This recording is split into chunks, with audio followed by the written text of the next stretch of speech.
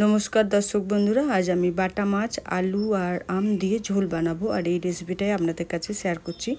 एखन आमी आलूगुलो लम्बा करे केटे निয়েছি, আমগুলো लम्बा करे केटे निয়েছি और बाटा माछ दु पिस करे निয়েছি, बड़ो साइजे बाटा माछ। ताई लवण हलुद माखिয়ে निয়েছি, खूब भालो करे लवण हलुद माखिয়ে आमी बेश किछुक्षण रेखेছিলাম। माछगुलोर भेतरे लवण ना ढुकले किन्तु माछटा टेस्टी लागे ना। एखन आमी सर्षेर तेले माछगुलोके भेजे निচ্ছি।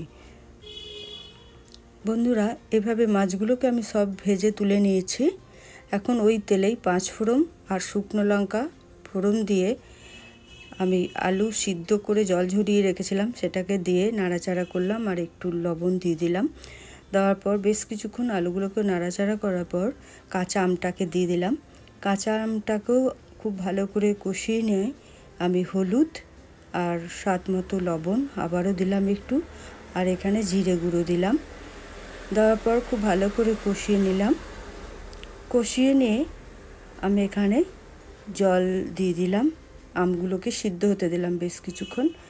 এরপর ভাজা মাছগুলোকে দিয়ে দিলাম, ভাজা মাছগুলোকেও বেশ কিছুক্ষণ ঝোলের মধ্যে সিদ্ধ হতে দিলাম। দেখুন আমার মাছ রান্নাটা হয়ে গেছে। এখন আমি ভাজা মশলার গুঁড়ো দিয়ে আমি গ্যাসটাকে অফ করে দিচ্ছি আর ঢেলে সার্ভ করে দিচ্ছি। রেসিপিটা ভালো লাগলে লাইক শেয়ার কমেন্ট করবেন।